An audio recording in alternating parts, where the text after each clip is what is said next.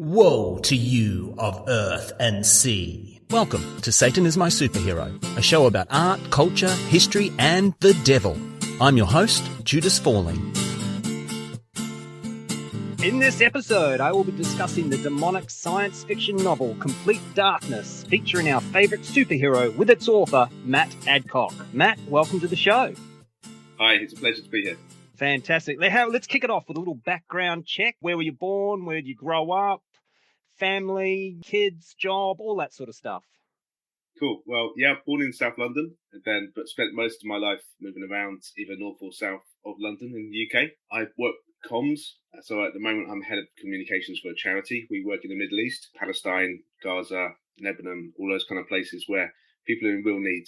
So that's a good thing to do. By night, I review films for newspapers and radio. I also write strange fiction, as you are aware. Yeah, I have two boys. They're in their 20s now, and they're successfully adulting so far, so good. Excellent. And the charity work, what does the charity involve? We work with partners on the ground because we don't believe in kind of sending people over there towards help tourists. We're not white saviors.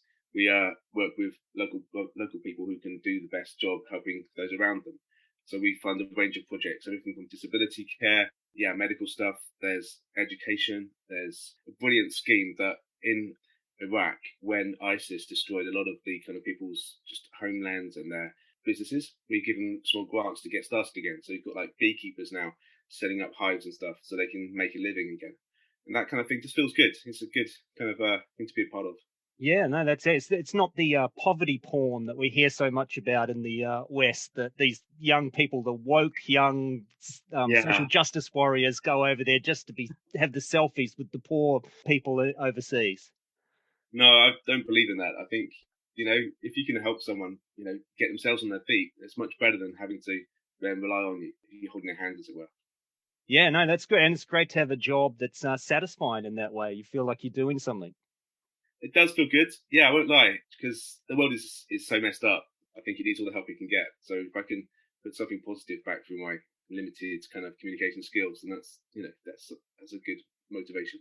Yeah, totally. And how long have you been writing reviews for movies and stuff? 20 years now. So That means I've been to cinema for free every week for 20 years until the pandemic hit. So that took a bit of a shift. Now, I get to watch Netflix and stuff, but it's not quite the same. I can't wait for that to open again. Let's get on to Complete Darkness. Give us the elevator pitch for your novel. Well, I've always been fascinated by the concept of dark matter. Hey, what if in the near future we were mapping dark matter because we still don't quite know what it is? And it turns out when it's hell and it's bad times for everybody once that it's out of the bag. The president is Satan and he's not very happy that we've mapped his homeworld, so he decides to wipe us out. Now, you need a hero, and my hero is a bit of a loser. He's called Cleric 20 because in the future we have numbers in our names, and he gets marked with this victor marker because his robot sidekick picks up this map of hell by mistake and makes him a target. So in the future, if I marked you with a victor marker, everyone around you would attack you, kill you. They wouldn't know why, they just want to. But if you survive somehow for 24 hours within your system, you would super evolve to fight back. And by luck than chance, Cleric 20 manages to survive, evolves superpowers, becomes the only person potentially who can fight the devil, and they fight. I've got to say, my favorite idea in the whole book was filled with ideas. Like this is a book of ideas. It's dense with so many. I'd call them extrapolations on our current culture and technology is the best way I'd describe it. And the dark matter angle I just thought was so unique and original. Like that idea that these dark matter halos we've mapped in around galaxies, they're actually billions of human souls. And if you want to apply science to that whole supernatural thing, the whole idea that, all we know about dark matter is it doesn't interact with the rest of the universe, except maybe gravitationally. That's how you would find hell. That's how you'd find these souls in the universe somewhere. Like they're invisible, they're not interacting, but they're there somehow. I just thought that was so unique and original. I really loved that. I mean, it was a lot of fun. That's the joy of sci-fi, is you can just go out there and you don't have to apply the real laws of physics or science. You can just make it all up. And so, why not? And where did that idea come from? Was it just a general idea, or did you think dark matter, there's got to be something dark about that? I mean, it kind of evolved over a number of years. it took me such a long time to get a publisher. You know, I've had this manuscript kicking around for a long time, and I used to do a lot of commuting on the train and write longhand.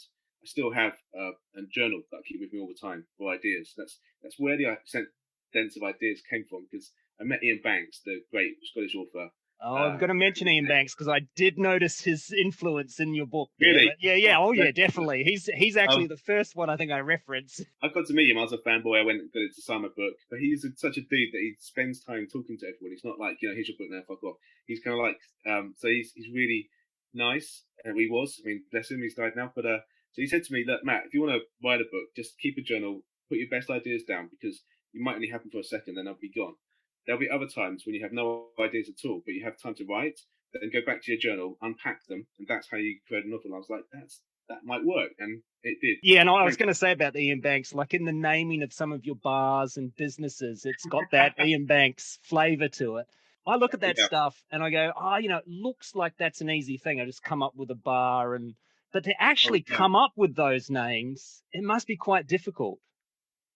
It's a lot of fun, because I just draw references from sometimes not so hidden references from real life events, people, or brands that I like. So, you've got like the Play product, which is a very thinly veiled PlayStation of the future that you can control with your mind or whatever. So, yeah, coming up with naming conventions, I thought Ian Banks did a sort of massive service by naming his spaceships really obscure stuff. So just to kind of change the game. So in my second book I'm working on now, I've got people like, as an AI entity called Your Mother Is Looking at Me Funny. That kind of thing.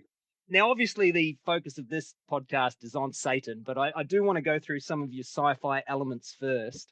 You used the harnessing of light echoes, which is a real thing in astronomy. We did that a couple of years ago. For your narrative, you've probably oversold how much we could actually get from a light echo. I really thought that was a great idea. Any other science breakthroughs recently that have gone in your journal for future novels that you're willing to talk about right now? Well, I mean, the whole hydrogen collider, I thought that's a fascinating concept. And I was watching the news just last week. They're talking about this new fifth particle they might have found.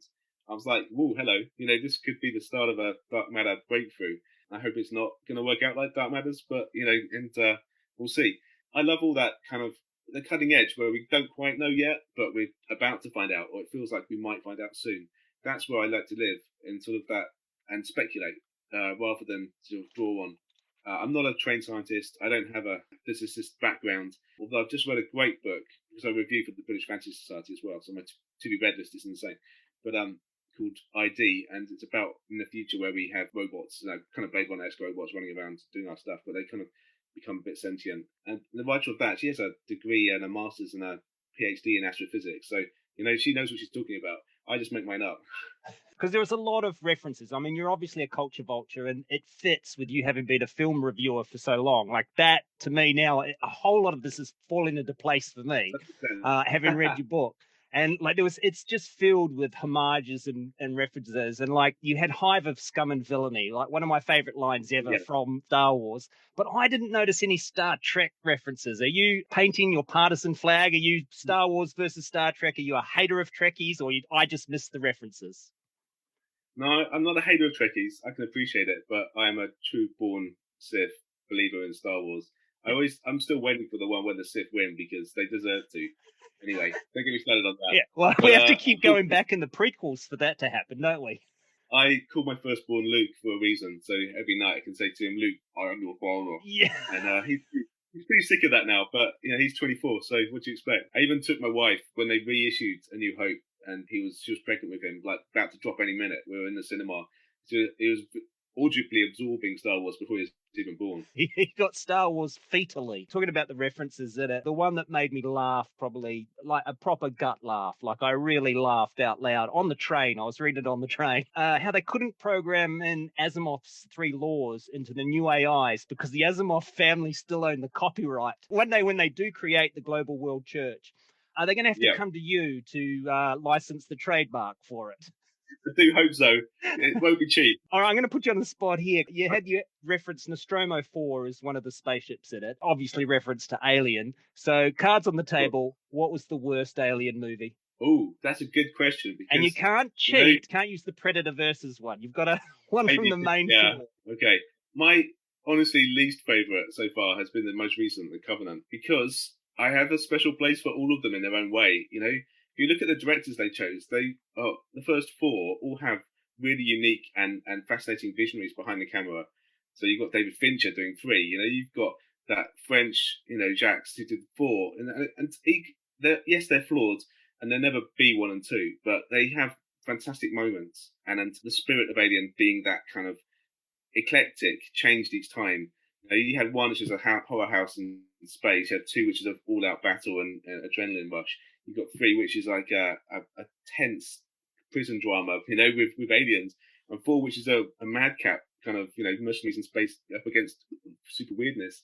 I love that changing dynamic. Yeah. In fact, as soon as the cinemas open, I'm already booked to go and see 1 and 2 on the big screen because they're doing a double bill. And I've never seen Alien 1 on a big screen, so I'm looking forward to that a great deal. I'm glad you said Covenant, because that is definitely my least favourite too. It's better than something. I saw Anti-Life, Bruce Willis, the other day. That is a poor film, and it's an alien ripoff. Everyone gets on board the spaceship. Bruce Willis spends most of the time just kind of looking slightly indifferent, drinking out of a hip flask, like he doesn't even really know what's going on, and eventually he gets a flamethrower and fights a bit. But you can see he's just there for the money, and it's terrible. And it breaks my heart because I love Bruce Willis. So initially, if Complete Darkness had managed to come out 10 years ago when I was hoping it would, Brucey would have been the kind of the Cleric 20 character. He would be Cleric 20 for sure. Or something instead, Great, and you got your Mithril reference in there for Tolkien, which has to be book one in any sci-fi fantasy nerd's canon. Obviously, we can't say Complete Darkness, but what is the one book that you think any sci-fi geek out there must read? I would say it's Asimov's Foundation, because he was doing stuff there that was so epic that has never really been appreciated on the wider scale. And there's lots of talk about a film adaptation or a TV series, but how to do that justice will be a real toughie. But his mind, I just loved it. He did come up with such iconic stuff. It's up there with Dune, and there's a whole canon of things that you really need to read if you're going to delve into the sci-fi classics. But for me, Foundation changed my life when I read it, because I was a kid. I didn't quite understand it all, but I knew it made me feel funny and think differently. And, not in an appropriate way. All right, let's get on to the theology. What crazy rabbit holes did you end up going down? What research did you do? My internet search history is dubious, man. Trust me, that with my show, mine, I should be getting arrested anytime. There'll be a knock on the door any day. Yeah, there's a watch list out there. But I talked to a whole range of people, from Christian theologians through to Satanists and, the whole range. In fact, at my launch, I had a ticket and a Satanist come and debate hell in a pub, and sold tickets for that, and that was a lot of fun. Got covered in a church newspaper somewhere. I can send you a piece about it. But anyway, so yeah, it was fascinating. Once you start looking into the origins of Lucifer, Satan, kind of like the whole negative spiritual sphere, there's so many facets that get brought in. So the whole Dante stuff, the whole horns, red, hooves, all that kind of stuff. That's all a medieval creation that is not biblical or Quran or like the original texts. And so I went even further back in looking at sort of Babylonian myths, and I mean it's great. I'd love to do like a PhD or something in it if someone would give me funding. So that was the kind of, my wife just looked at me so strange with some of the reading material. She's just like, what even, But it's been a fun journey. One of the storylines in your book, one of the ideas is that people are building these skyscrapers as high as they can, all the way and practically reaching the upper limits of the atmosphere in these skyscrapers. And that reminded me very much of the Tower of Babel. I think that's a theme in the book overall, is that there's obviously a concern with the hubris of man pushing the envelope of what's possible. Is that something you do have a concern with? Yeah, I mean, I think we all should be. You only have to look at, if you elect someone like Trump, we're all going to be in trouble from the fallout. If you take that to its nth degree, I think that's kind of what Complete Darkness shows, is that Earth is already becoming hell.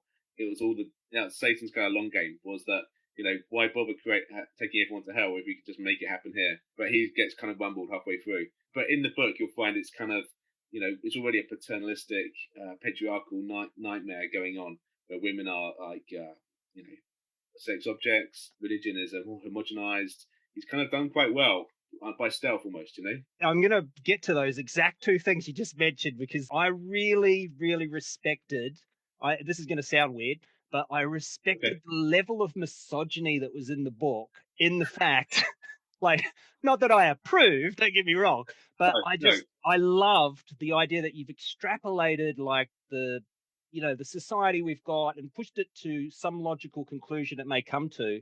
And, you know, the women in the book are just all described as hotties, cuties. As you say, they only are sex objects, except for maybe your two arsenic and old lace styled assassins. Yeah. They're the only two do anything.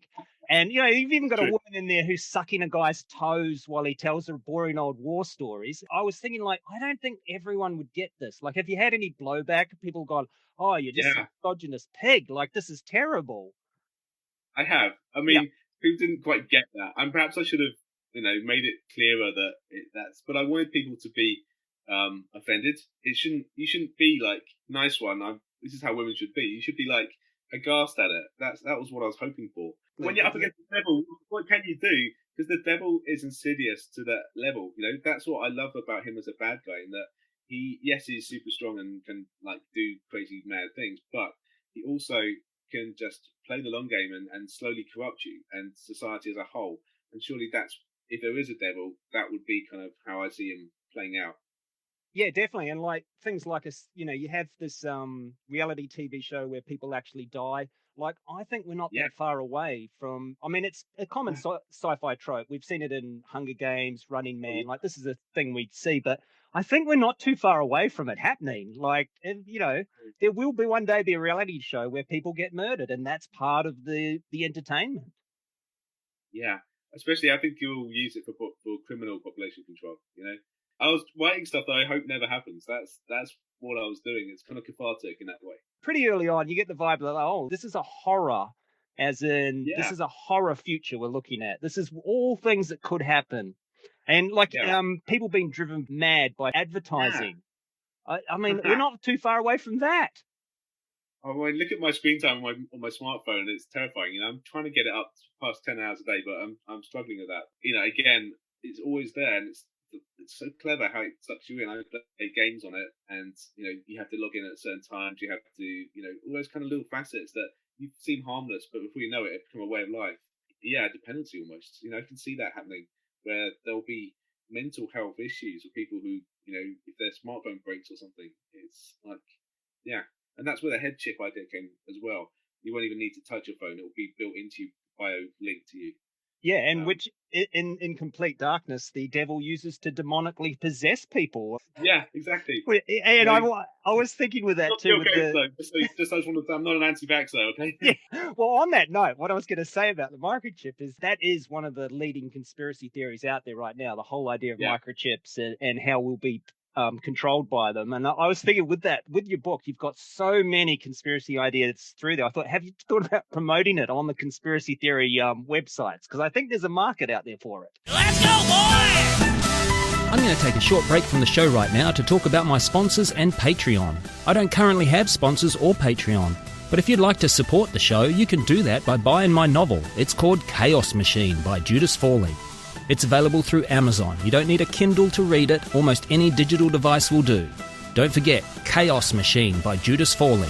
Now, back to the show. Well, the minute we started on conspiracy theories, the Wi-Fi goes down. There's, you know, We're being watched. The microchip set it off. We said some words, and the NSA are looking at us real carefully right now. Oh wait, there's a SWAT team in my garden. Yeah, I got a black van parked outside right now. What's that about? I did think it was a very interesting idea. You had, like, as I said, you had the global world church. All the world's religions have been diluted down to one faith that everyone has to follow. And you've got, like, you have an old cathedral, classic old cathedrals have been converted into shrines or temples to technology. And I did think that was interesting. It does concern me sometimes. I look at science the way it's going, and it's starting to become religion-like in its dogma and rhetoric, which, that's a concern. And I thought in your book, you kind of highlighted that a little bit as well. Yeah, it's definitely a concern, but isn't it part of our human nature to, that sort of differentiates us from animals, is that we give ourselves creeds and belief systems that they're not limited to. Going back to what we said about Satan and the evolution of him, in the Middle Ages, what a brilliant way to population control, to have. It's much cheaper and easier to have one priest and everyone's scared of upsetting them, than to have to garrison it with hundreds of armed men. So it's very clever. And I did think it was interesting too. You released a book in 2019 where the devil was president of the free world. What might have inspired that? Oh, I mean, I honestly wrote that 10 years ago, but when it started to happen, I was like, oh, come on. So, I'm not a huge Trump fan, but, I just thought it's the logical place in it. I mean, I guess you got the Omen and, you got Damien Thorne kind of as the president at some point. But I think it's what he'll go for if he makes a play for the planet Earth at some point, he, she. I mean, I don't even know if the devil is a male. I'd have to ask you that. You must have more knowledge on this sort of thing. Yes, the devil is, I always refer to him as a he, but he and all the other angels, because he is an angel, remember, they are all genderless.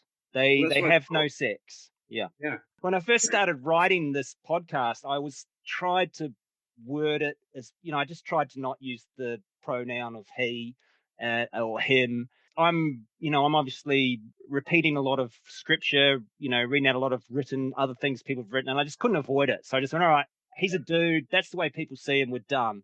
But technically, he has no gender at all. Yeah, fascinating stuff. I mean, if he exists, of course. Oh, yeah. Well, I believe in Satan just as much as I believe in superheroes. Hence the name of the podcast. Yeah. I think that's valid. But, I bet you get blowback from people who are like, oh, how can you possibly be putting, Satan's your superhero out there? So, yeah. But that's great. I love to agitate. I think...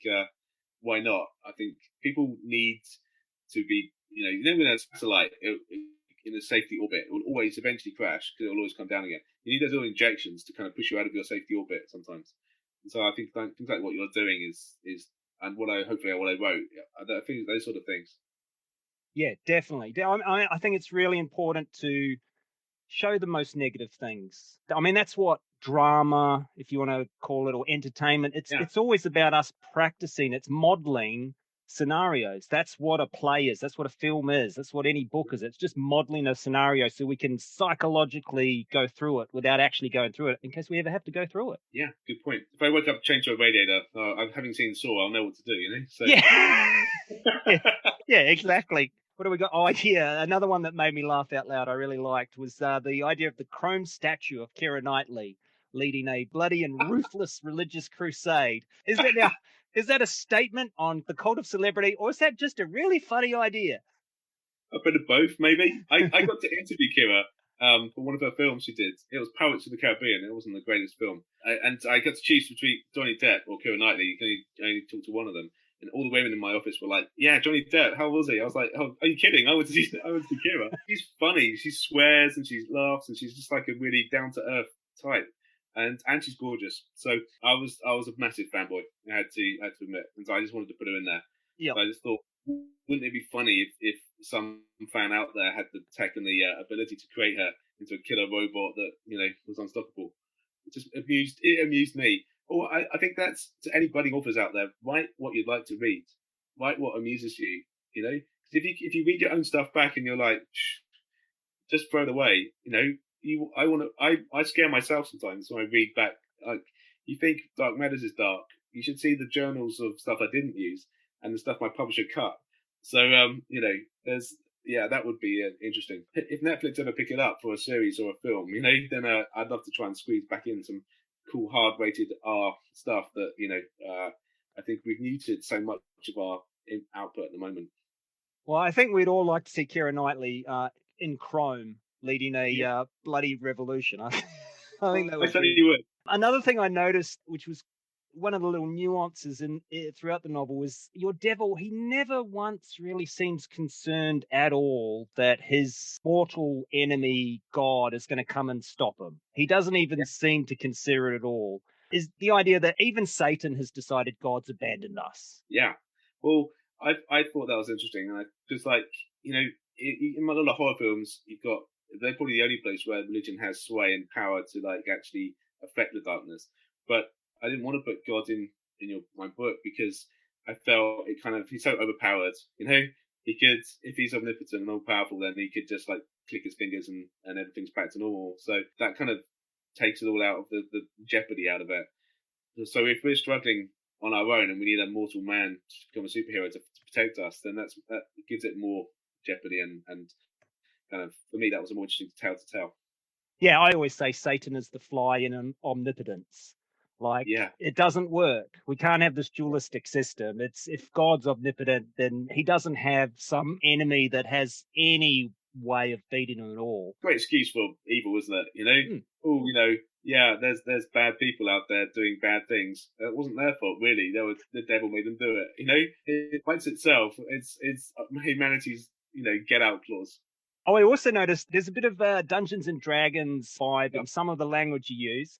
Dungeons and Dragons comes up all the time in my research for this show, so I'm going to have to do an episode on it one day. But is there any Satan in Dungeons and Dragons?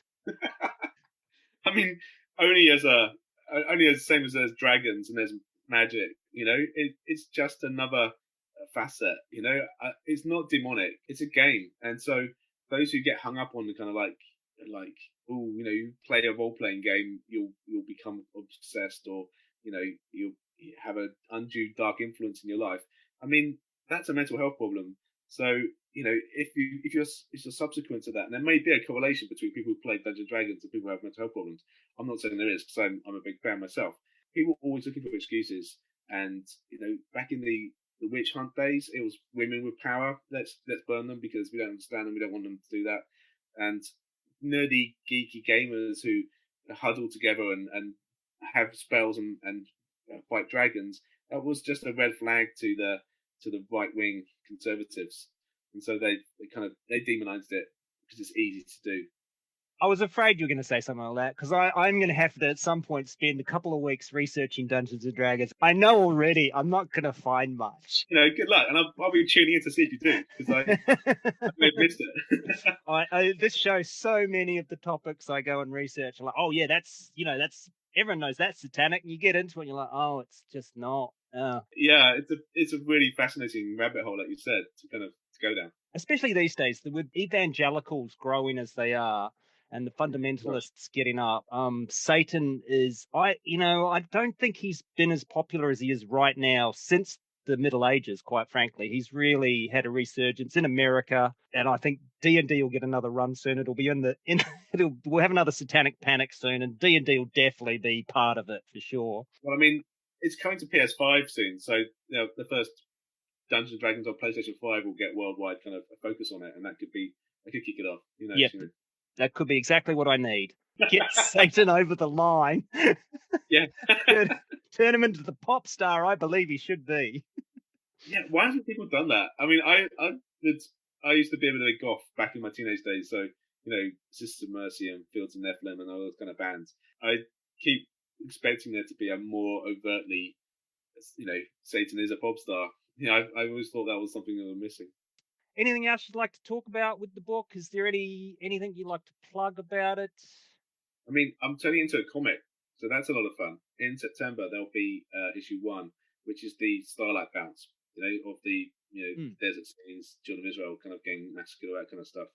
So it's a real feel-good kind of standalone issue. That's been just brilliant to see things taking shape. You know, like characters being made actually come alive to an extent, and that's the sort of reader feedback you want too. I had the reader actually make Cleric 20 and Geeks models. Like, it's taken them ages and send them to me. And like, that's just the sort of level of engagement you want with your readers. And I'm writing a second book as well, which is not a direct sequel. It's set in the same universe and has a strong female lead. The characters from Cleric 20 and others will cameo in it, but it's not their turn anymore. So some of it's before, some of it's during, and some of it's after.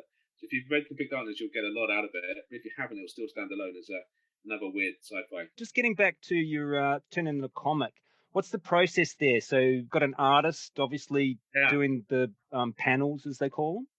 Yeah. So he's kind of a big 2000 AD kind of disciple, and he's had some stuff out before. He really got the book, because you have working with an artist. You don't want someone who you're having to try and micromanage. I want someone who can bring their own vision, and take the characters their own way, but equally not bodge it. Because if you're reading back your own comic book and you don't like it, you're just like, oh, that would be the worst. When he sends me art, I'm all in. I'm like, this is great. So I'm super excited. I'll be going to Fantasy Con, which is a British kind of event in September, and launching it there so people can get on board. There'll be a Kickstarter, so if you want a t-shirt with a mech on it, that kind of thing. It's a joyful little hobby project to have. and we're independently publishing it. So, but who knows? It might get picked up. Plus, it's a great calling card for, if you look at the amount of comic book to TV translations happening, it's just everything is getting made. So if I get it in front of a few executives, who knows? That is because the film people need to see stuff. That's why when you pitch your film, you'll often do the storyboards. And what is a comic book if it's not just a bunch of storyboards? To me, the whole comic book to film thing has been very easy because filmmakers, they don't want to read a novel, but you give them a comic book, they're like, I can see this. I know how to film this. I know how to make it. Yeah. So Dennis Villeneuve, if you're watching after June, after they fail at June this next time, I think someone needs to do the June comic book. And then once that's sorted out, then we can have the film. Good work. Yeah. You really think it's going to fail? Because I have some hope that this one might kick ass. No, I'm just being facetious. I really, my fingers crossed. I hope for the best. I have waited to see Dune on the big screen my whole life. I read it when I was 12. I read it like 5 times in a year. It blew my mind. And then, the David Lynch film came out. It looked so good. It looked like the book. They got the look perfect. There wasn't anything out of place. The screenplay was just terrible. Yep. And then the whole Children of June kind of TV series and stuff, it felt just a bit second rate. I don't know. It was weird, huh? It was very slow, and it just wasn't as good. They had more time. They had, instead of trying to pack it all into 3 or 4 hours, they had 6 to 8 hours, and they still didn't manage to do it. We'll see how Amazon go. If they really are going to make 80 episodes of Foundation, I think we might finally get one of these books done properly. Yeah, that gives me hope that they're taking it that much, giving it that much room. And the people rediscovering Asimov will be great. I love that how when a hit film or something hits, it gives a lease of life back to the original source material. Kind of with the comic book, I'm hoping that people will read that and they'll see, it's an actual book. Well, maybe I'll give that a go. How about plug your socials? Where can we find the book? Where can we find you online? What do we need to know? Great. Give us all the details. I'm Cleric20 on Twitter, on Facebook, and Instagram. But then, I've been Cleric20 for a long time, and everyone was like, "Why the hell have you done that? Why aren't you Matt Adcock?" And now they read the book and they go, "Oh, I get it now. Okay, so you're role playing your main character. Makes sense." So search Cleric20, go on Amazon, read Complete Darkness, leave me a 1-star review, do whatever you need to do. All right, well. Thank you for coming on Satan is My Superhero. And we've been interviewing Matt Adcock. Great. So good to meet you. Cheers. All right. You too, dude. Thank you very much. If you've enjoyed this episode, please rate, review, subscribe. You know the drill. But more importantly, please recommend this show to just one person. I mean, literally one person. Choose that person well. Well, these days, I'm a bit more mellow, so, I'm a big fan of the Killers, so I might take Hot Fuss, their debut, that was pretty cool. Taylor Swift, I'll stop now before I get myself, I was going to say, I can see a path from Carter USM to Killers. I don't know so much with Taylor Swift.